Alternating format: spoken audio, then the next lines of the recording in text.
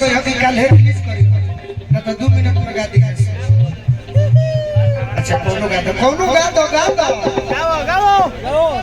हाय हल्ले लोग तो हमारे साथ दी हो चलो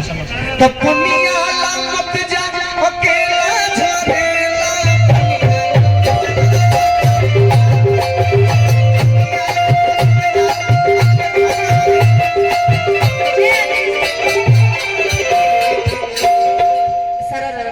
सारा लाला ना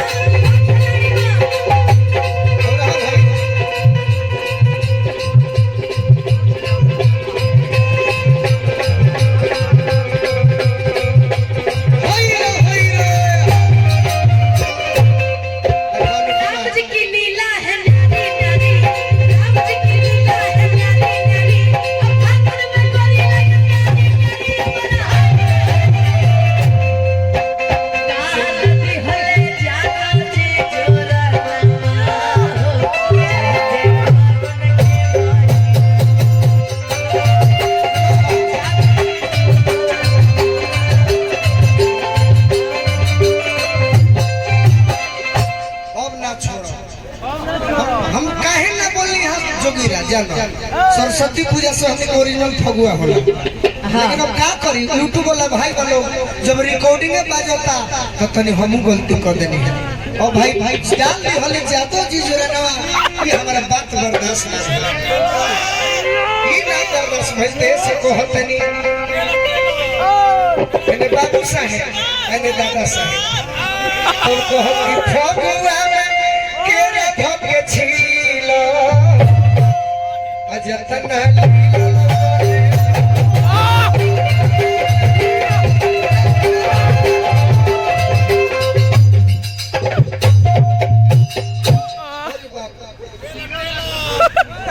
होली का मजाक ही है होली बाकी ओरिजिनल होली देखो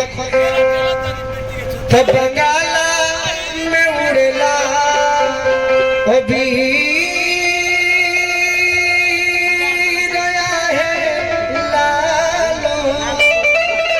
ओरिजिनल हो बंगाला में उड़ेला अभी रहो बाबू आहे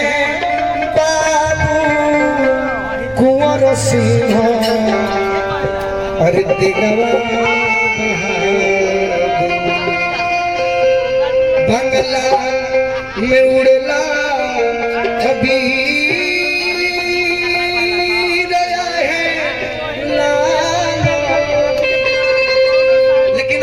पूरा भारत वर्ष में अगर ये तो हमने के माने सोची है कि पुरानिया के होली है अब पुरानिया में गौरी होली ओरिजिनल है तो गोरिया कोई के